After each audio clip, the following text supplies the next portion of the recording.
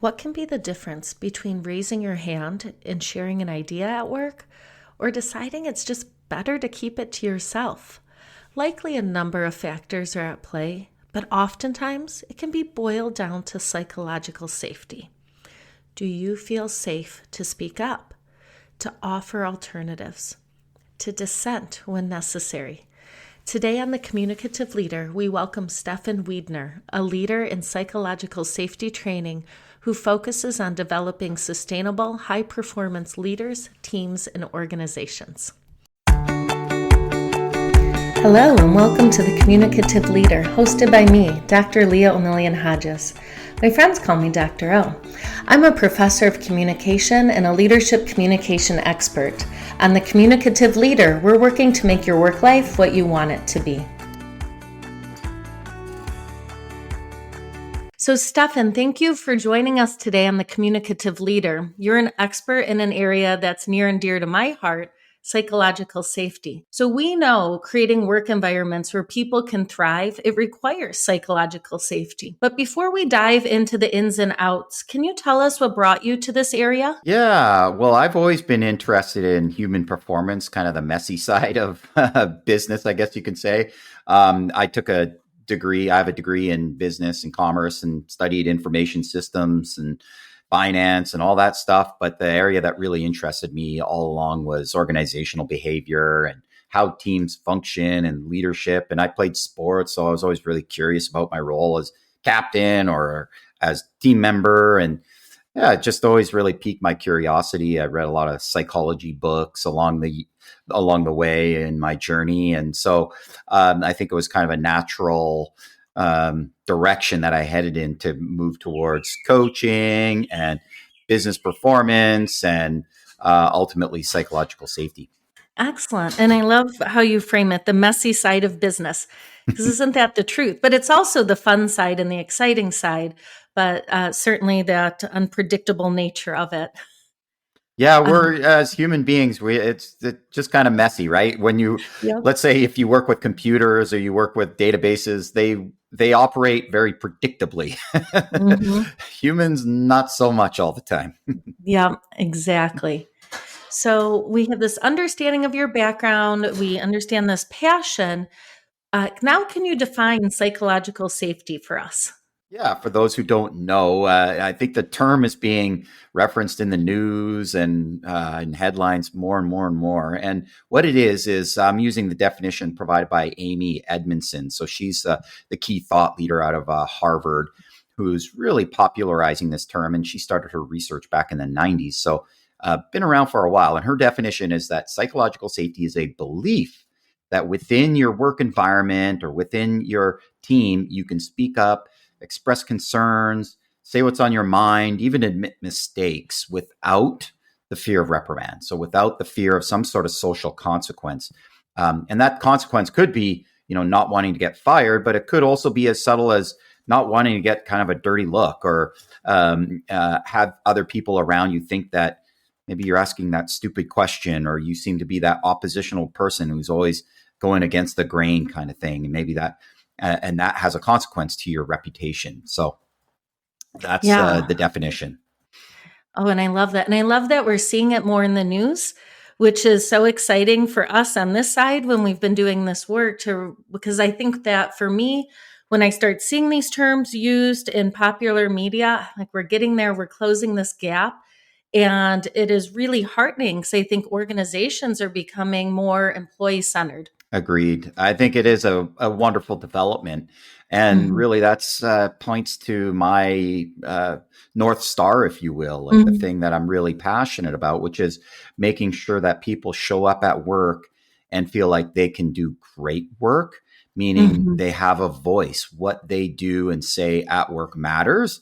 And Mhm. sadly, as much as these developments are moving in the right direction, we still have a way to go. I think it's something like 70% of people don't feel like their voice matters at work. And we're trying to move that needle.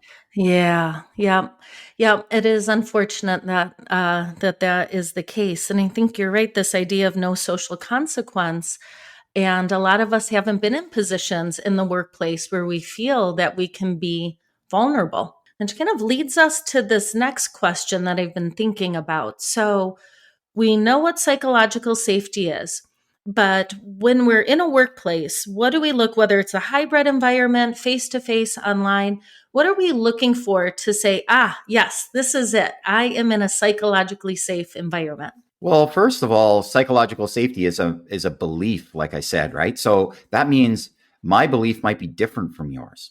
So every team member is going to have a different perception of the psychological safety that they can experience, that they're experiencing in that team, and it will change from moment to moment. So it's not like something that you can go buy at the grocery store, put in your shopping cart, and now you have it in the shelves. It is something that is it's kind of a moving target, if you will. And so psychological safety is really a process for is should be included in the process, as something that teams consider again and again and again, because like I said, it's a changing variable that we all experience at differently in different times. Mm-hmm. Thank you. That's really key for us to remember that this is perceptual. That when I feel comfortable, maybe because of the relationship I have with my manager, it's probably not going to be the same for the coworker that feels like the manager doesn't trust her, right? No matter what she does. And the idea, it's not a commodity, right? We're not going to go buy it, put it up in our window and check that box, but this commitment to the ongoing process. So we've never quite arrived, right? But that's part of the fun of it too, is recognizing that it is a responsibility to make sure that we are communicating in ways where people feel safe. Absolutely. And one interesting fact, you mentioned the individual and their manager, and Mhm. maybe the manager said or did something, and so that might increase or decrease psychological safety. There's also factors, if you're a leader or a manager, there's factors outside of your control, right? How someone is socialized may very well lead to their experience of psychological safety, right? And their courage to speak up and their willingness to, say, admit mistakes. It really might be dependent on something that happened to them when they're 5, 6, 10, 15 years old, right? Long before Yeah. they entered the workplace. So that's something for us as managers and leaders to consider, is getting to know our people really intimately so that we understand what might be getting in the way from them experiencing psychological safety and being able to express their concerns when they witness them or see them or feel them internally. Yes, and that I love that because I'm always an advocate as a communication scholar of that individualized relationship. Right? We don't do average leadership style anymore because we recognize, shockingly, people don't want to be treated as a mass. They want to be treated as an individual. And you're really speaking to the importance of that here. And also recognizing that we are whole people at work, that we don't check certain parts of us typically or always at the door, and that can impact how we present at work. And I think that's one of those major movements that occurred through the pandemic, where that work and home life really started to blend together quite explicitly when cats are running across people's computers and dogs are barking in the background, whereas prior perhaps to the pandemic, for many people, they work was work and home was home, and the two things didn't collide. So now we're seeing a far greater appreciation for the home life affecting the work life and the work life affecting the home life, and those two things being somewhat inseparable. Really, it's all part of the whole human being, Mm-hmm. the whole human experience. Yep, exactly. I think back to when I was on a call and I saw one of my children on a tricycle in my video projected in the background. I'm like, okay, we're in a brave new world now, and we're gonna navigate this with as much grace as we can muster. But perfect. So thank you for helping us to think about really what goes into psychological safety. And I imagine with your expertise and your work, you've been in a lot of environments where you're witnessing these exchanges and you're saying, oh gosh, that move probably made someone feel a little uncomfortable, or you're not necessarily encouraging employee voice here. So, what are some of these things that you've seen or that you've heard about where you look and say, that's not going to set people up to really thrive? Uh, Really good question. So we've seen a lot of different scenarios, and what we see so often is there's a break between someone's intentions when they communicate and how it's received. And so often, even with the most quote unquote like abrasive leaders, what we find is that they're rarely intending to be harmful, rarely intending to create a real division in the team. And yet that's the impact that they have. And so I think that's the first thing that we want to help folks recognize is that so often the intention is different from the actual impact and the communication style. And we focus on interpersonal skills and communication skills. And those are skills that can be learned. Like so often we say, you can't learn to play the piano by reading a book.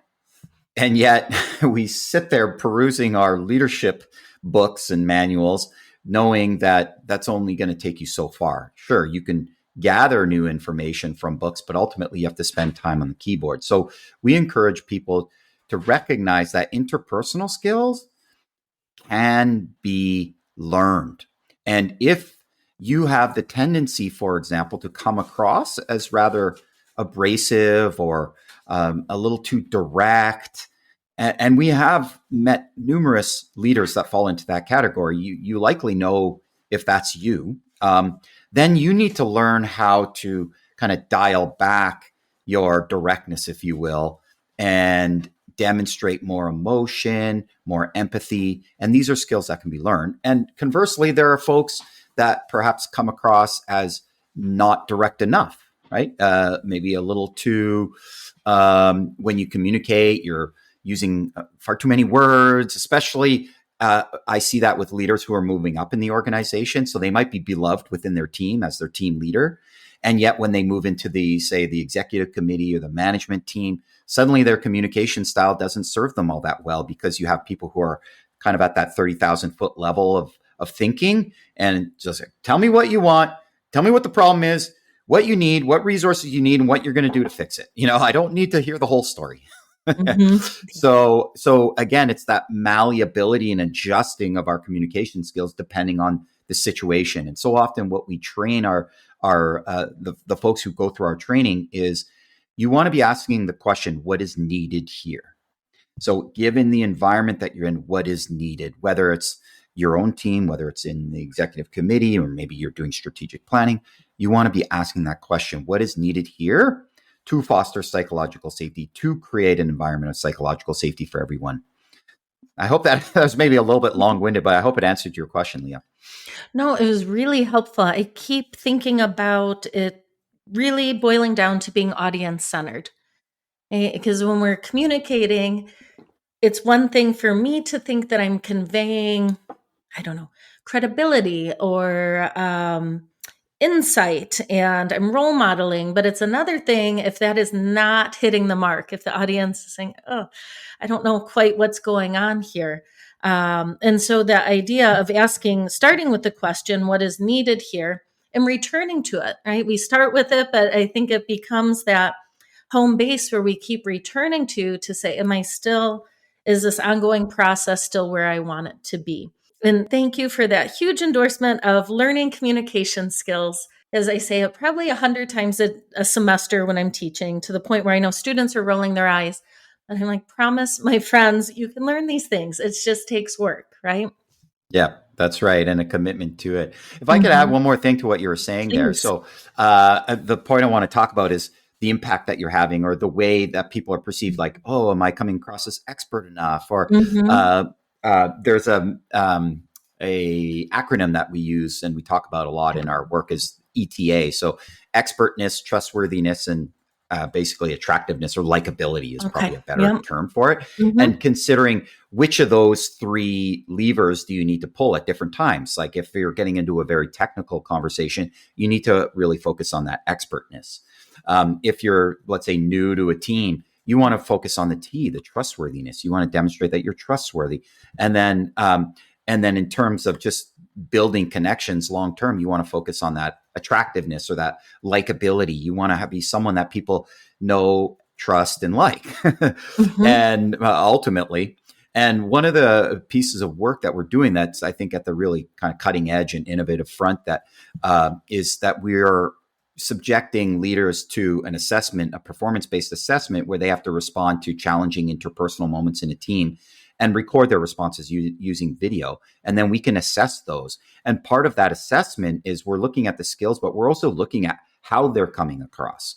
And part of this came from years ago. I remember there was some sort of crowdsourcing app that allowed you to upload your profile photo for, let's say, LinkedIn or Mm-hmm. whatever other social media platform. And then people would just weigh in and assess you on, I believe it was your approachability, your professionalism, and your perceived expertness just from one photo, Yeah. right? Mm-hmm. And so Mm-hmm. now we're taking that, we're multiplying it by 1,000 because we're looking at not just one photo, but we're looking at how people interact at these challenging moments. It's kind of like we're engineering this environment where you have to really rise to the occasion, right? Because it's not Mm-hmm. just your everyday conversation, but in these challenging moments. And that's very insightful. It allows us to see how folks come across, how they're perceived. And often there's a gap there between, I think I'm coming across this way, but I don't really know. And so we Mm-hmm. provide a lot of insight there for folks. Exactly. And the nice thing is when we continue to commit and work on these skills, they become less of this very intentional, am I doing this, to a routine and just habit, right? So it really becomes second nature then. So because that's something people ask. I don't want to feel like I'm playing the role of a leader. I want to be a leader. And it's, I don't know if it's fake it till you'll make it, but it's that the more that we're using these communication skills in a way, I love this, the ETA, the expert, the trustworthiness, and attractiveness, the more that that just becomes our norm and it feels less like a role we're enacting and just who we are. You're you're absolutely right. It reminds me of Mhm. when my wife and I first started dating. We took some swing dance classes, Mhm. and you know that experience where you're going 1, 2, 3, 4, 1, 2, Yeah. right? Where you're in Yeah. your Yeah. head and you're Yeah. looking at your feet and you're not feeling the music Mhm. at Yeah. all. That's the experience Mhm. of learning new skills. It's Yeah. very much clunky, like Yeah. and it requires a lot of cognitive energy. Mhm. And eventually you get to that place where you can just move your body in sync with the music and Yeah. you're not even thinking about it anymore. Yeah. Absolutely. That's where we all want to get to. And you know Mhm. what? In the short term, that learning curve dips down where Yes. it becomes a cognitive load for us. Exactly. I love that example. I want to move into, so I mean, I think for individuals like us, you know, who love organizations or behavior, communication, leadership, we are all in this. Heck yes, this is essential camp. But I imagine you've interacted with people who've either, you know, been a little bit more hesitant or probably shifted the onus on employees. If the employee isn't going to speak up, this isn't my job. Or if the employee isn't going to own a mistake, then that's something on them. So how can you help people who have this hesitancy or downright resistance? How do you help them to see the importance of psychological safety? I mean, certainly we try to use as much rationale as possible. You know, we look at the science, we look at the evidence. This isn't just touchy woo woo frou frou stuff. Like we know there's hard data that points to the fact that organizations and teams that have psychological safety are higher performing. It's just it is. You know, you can fight the facts, and there's always people that are skeptical, that are unsure. And I like to use the phrase, you can bring a horse to water, but you can't make it drink. So Mhm. that's certainly the case. And you can also take them out for a long walk. Yeah. Yeah. So they maybe get a little bit more thirsty. Um, uh, Ultimately, again, I'm always conscious of wanting to make sure that for those who are either going to go through a coaching process or training or anything, that they're ripe for it. You know, it doesn't feel Mhm. like it's being forced on them. They see the value. They want to lean in. They want to make it happen. And to the specific question you asked about, well, it's not, it's not my responsibility if someone's not speaking up. I would challenge that. Mhm. directly, because our working definition for psychological safety is that, and this is one that we include in our training again and again, we sort of repeat it over and over again, is it's the courage to speak up and the confidence to know you'll be heard. Mhm. So the onus is on the leader or the manager to really make that second half of the equation true. You need to make sure that when people are willing and able to speak up, that it's acknowledged, that it's appreciated, and that it's celebrated in a way. Mhm. And you don't have to make it a big rigmarole. Just that you start to develop norms and habits within the team that say it's okay for you to speak up, and to make sure that you as a leader or manager make that extra effort to make sure that everybody is feeling that sense of psychological safety. Because remember, right from the beginning, Leah, we acknowledge that it's different for different people. Some Mhm. people are going to feel psychological safety and others will not. And there's everything in between. Yes. Yep. Yep. And that is a really good reminder. And I like the idea of framing it to those who might be a little bit hesitant. Is this idea is if you want a high performing team, if you want your people to really thrive, then this is a way to do that. This is a path that we can take. So I think, yeah, that's really helpful in how it is collaborative. Like your people can Mm-hmm. only do so much on their own, and you can only do so much if your people aren't able or willing to speak up at this moment, and figuring out then what is that path to help them feel more psychologically safe in order to do that. Yeah, you use the term path. So psychological Mhm. safety is a path. Mhm. The metaphor that Amy Edmondson uses is she says psychological safety is the soil, not Mm. the seed, right? Mhm. So as we'll consider any Yeah. business leader is basically in the business of farming, Yep. and we want to harvest amazing fruit at the end of the Mhm. season. And it's not about the fruit, right? It's not about the Mhm. vegetables and the Yep. plants you put in the ground. It's the soil. Mhm. Psychological safety is the soil. It's the Mhm. soil in which your people are either going to thrive or die. Yes. Yeah. Yeah. That is perfect. I love that. I hadn't heard that, and that is just the best way to consider that. So with that in mind, and kind of on the heels of the previous question, if you had a couple things you could tell all of our formal leaders out there, our managers, directors, executives, if you could give them a couple pieces of advice about psychological safety or what you wish they knew, what would that look like? Well, the first piece of advice I would offer is that remember, as a leader or manager, you want to make sure everyone's feeling heard and Mhm. appreciated. And that doesn't mean you have to agree with them. Mhm. I think that's the Like that. first um, bit of information I want everybody to make sure that they understand. So when you give people the room to feel heard and understood, and you dig for understanding, so you say, I want to make sure I got this right, then you don't have to agree with them.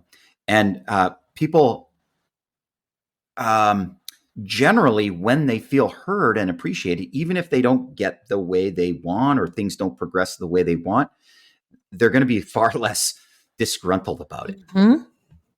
So that's the first thing I would say. Yes, I love that. That is perfect.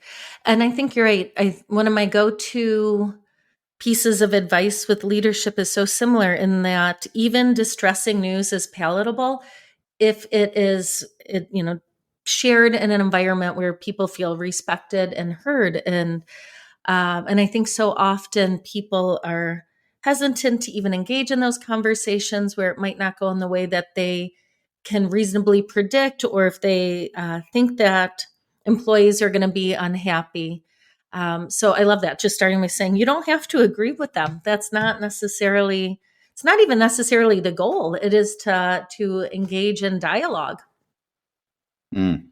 Yeah, I have a great story. I was listening to a podcast the other day. I'm a hockey fan, so Mhm. it was a hockey podcast, and it was this individual who had played on a couple Stanley Cup winning teams, and this one year in particular, they started out. They ended up winning the Stanley Cup that year, and that's the championship for those who aren't familiar with the Mhm. National Hockey League, the NHL, and he said at some point in time, fairly early on in the season, things were not going well. The team was not performing well at all. They were losing games. And they said, okay, we're going to have a conversation. We're going to work this out. And everybody sat down and they started airing their dirty laundry. And finally, this particular individual, he said, you know what? We're not going to win with Scotty as our coach. Just got to say it. We're not going to win. And Scotty Bowman happens to be the winningest coach of all time. So he's a good coach. Mm-hmm. And so he put that in the room. And then eventually towards the end of the conversation, someone piped in and said, I like what you said, and you said this, and that you said that. And yeah, the part about Scotty not being a good coach or we're not going to win with him. I disagree with that. And, we're going to meet in the middle. Meeting's over. And he walked out, kind of thing. And what that pointed to me is just that ability to kind of express that oppositional point of view, I think helped move the energy, helped shift the way people were looking at the problem. And you're right. In that particular case, they didn't go along with his suggestion, and it was heard, and it was okay. Yeah. Yeah. That is fascinating. Is it with the Red Wings? No, it was with the Pittsburgh Penguins. The Penguins, back in 90, 91 or 2. Okay. Why do you ask the Red Wings? I'm a Wings fan here. So. Oh, okay. Yep. Fair enough. You got to be looking out for your home team. They're doing better this year. Of course you do. Yeah. Perfect. Yes. And that is a great illustration of the fact that, we don't all need a consensus. We don't all need to agree.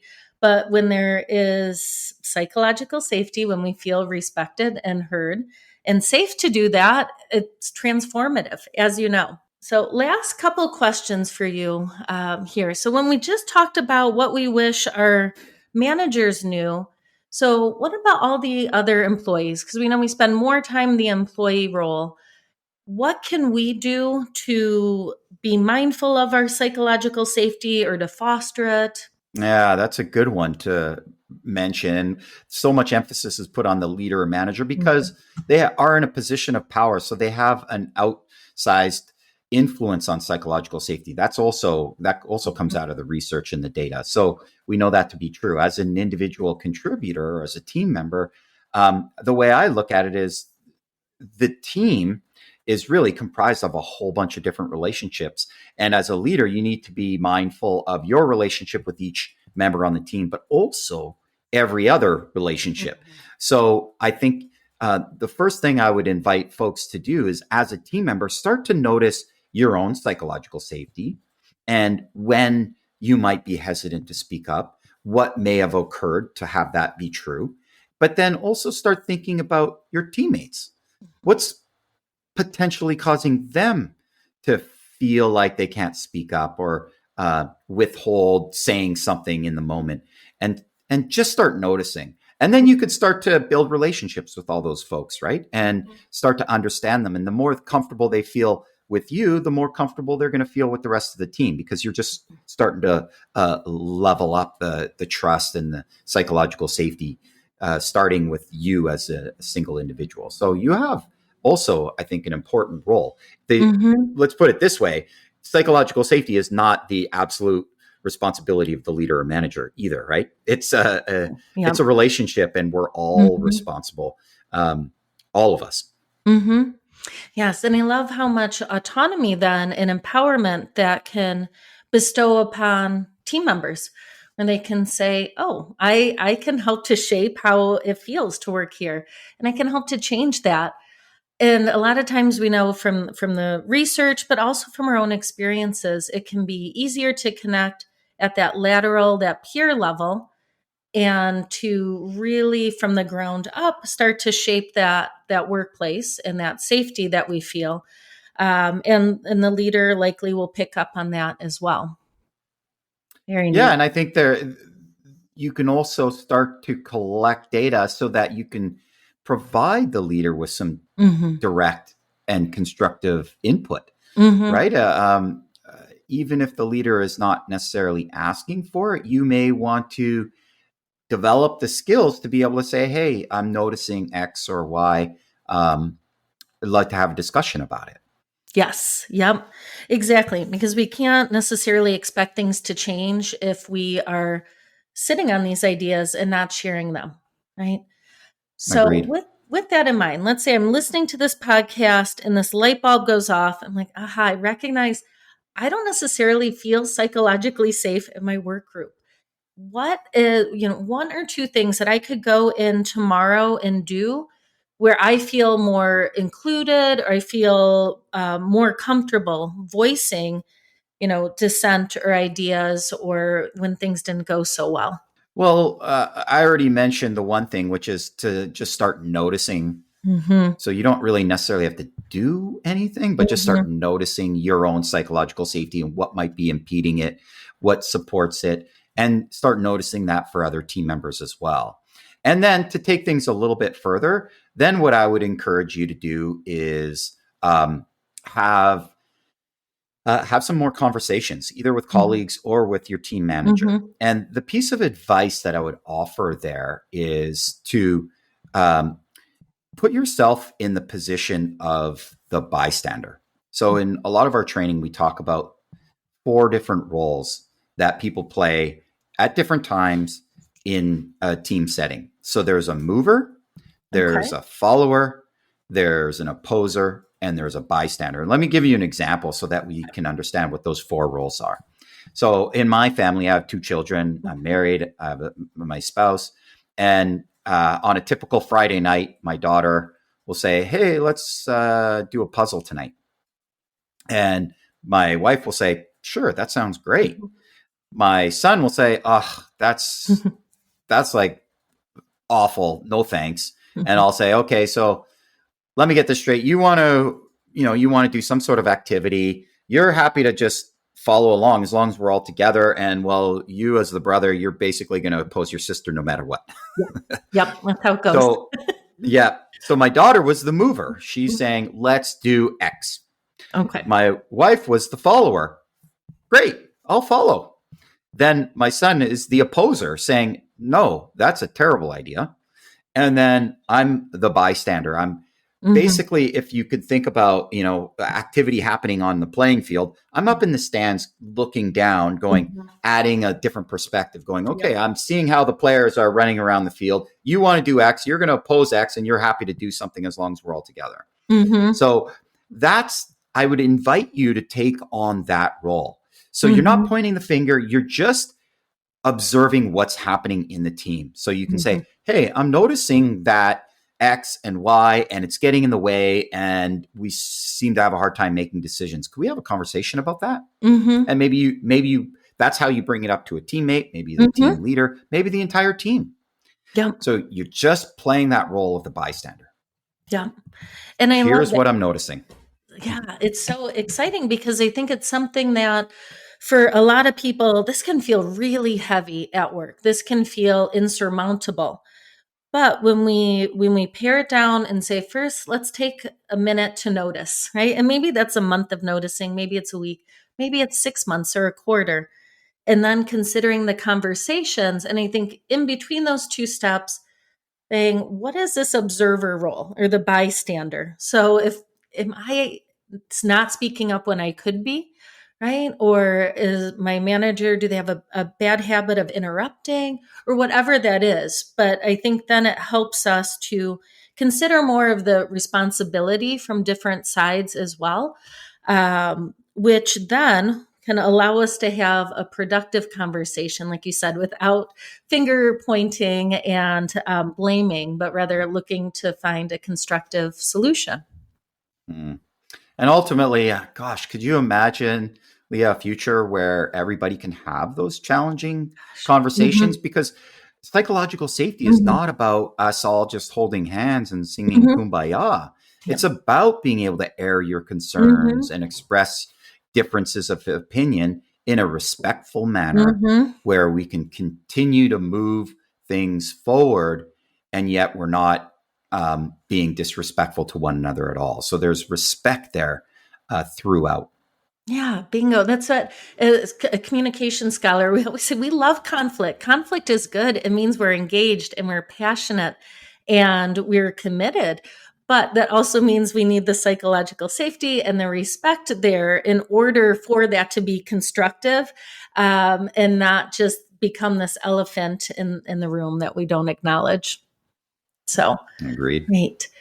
One thing I was thinking about in getting ready to chat with you about psychological safety is this idea is likely to kind of spill over in really healthy, exciting ways to other aspects of our life. So I know that when I'm thinking about communication, like reflecting and being an active listener, intentional with my communication, I feel like a better partner, a better parent, a better friend. How does that same idea apply to psychological safety? Well, it's everywhere. You can look at psychological safety from a global point of view, how countries interact with one another.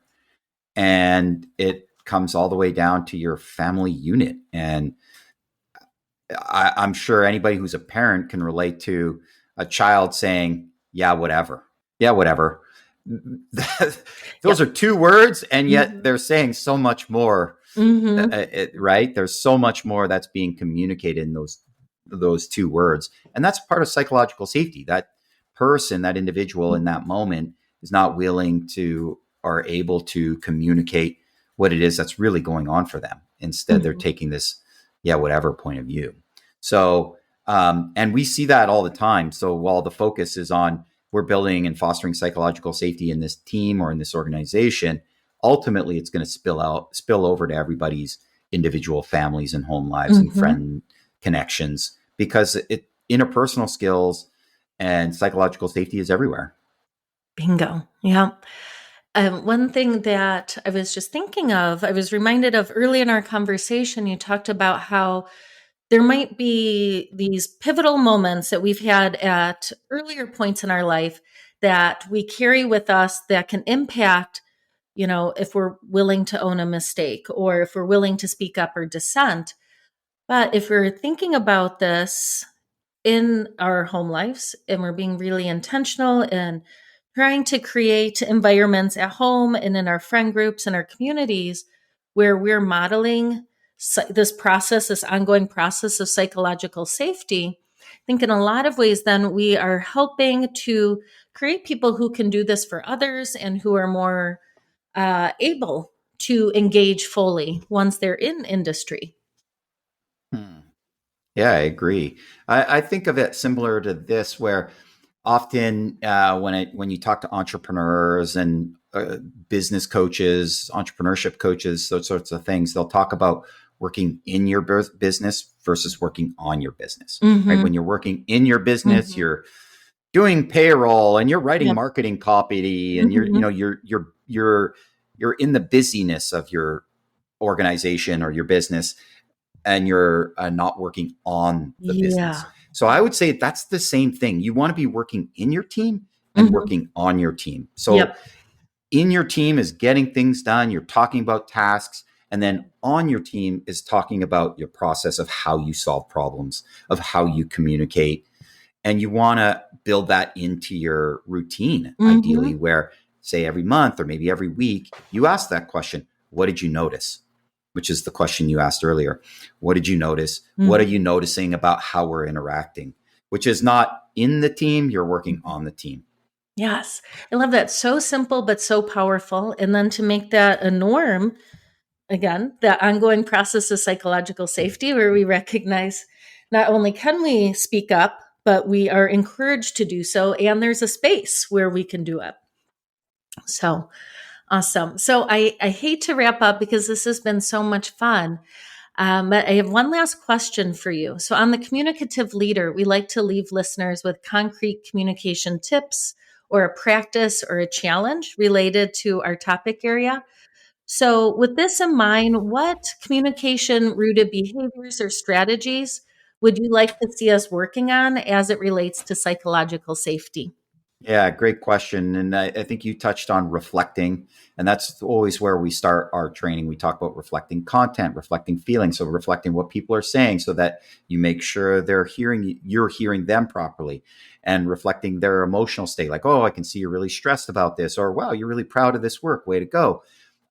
That's reflecting feeling. So that's where we start. But where I'd like to get to, because I think all of your listeners are likely advanced, advanced students, is to talk about reflecting process. So again, coming back to that bystand position. And this is particularly relevant where the team is feeling really stuck. So this is like in the moment, there's maybe heated emotions, there's a real stuckness feeling, or you're sitting there going like a deer in headlights. Yep. What is going on here? And that is when you exercise that reflecting process muscle, where you take on that bystander position and you say, here's what I'm seeing is happening on the playing field. What are we going to do about it?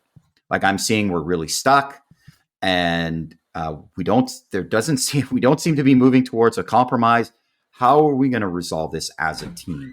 How are we going to move towards our goals, etc.? So that's taking the bystand position and reflecting process, reflecting what you're seeing on the field. It's a very powerful skill in those moments when you're basically, I like to say, that's what you say when you don't know what to say. Yes. Yep. So when you're in that moment, you don't know what to say. You go, I'm noticing that, fill in the blank. And it might, and you may also want to include a self-involving statement. I'm noticing I'm feeling really stuck, or I'm feeling like I don't know what to say. So I'm just going to put it out there. How are we going to deal with this? That's it. That's the formula. It's very simple and yet incredibly powerful and hard to do because it's simple but not easy. Yes, simple but I like not that. easy. Simple but not easy. And when you're talking the bystander position, I love it because I think oftentimes we forget about different roles that we enact in groups. We think about devil's advocate quite a bit, but I think if we're thinking about being this bystander, the observer, then too, and using that I language, I love that because it diffuses a situation. We're not pushing blame on anyone else. We're just saying, this is how I'm feeling. This is what I'm observing. How quickly, you're right, that can change the tone of a meeting or a decision or a vote. 100%. Yeah, agreed. Perfect. Well, Stephan, thank you so much for joining us today on The Communicative Leader. I've really enjoyed this conversation, and I know that our listeners will as well. It's been a pleasure and an honor. I appreciate you inviting me to the podcast, and have a great rest of the year and make it a communicative one. Yes, thank you. Next week on The Communicative Leader, we're going to look at vision statements. We're going to move you, my friends, from where you are to where you want to be. All right, my friends, that wraps up our conversation today. Until next time, communicate with intention and lead with purpose. I'm looking forward to chatting with you again soon on The Communicative Leader.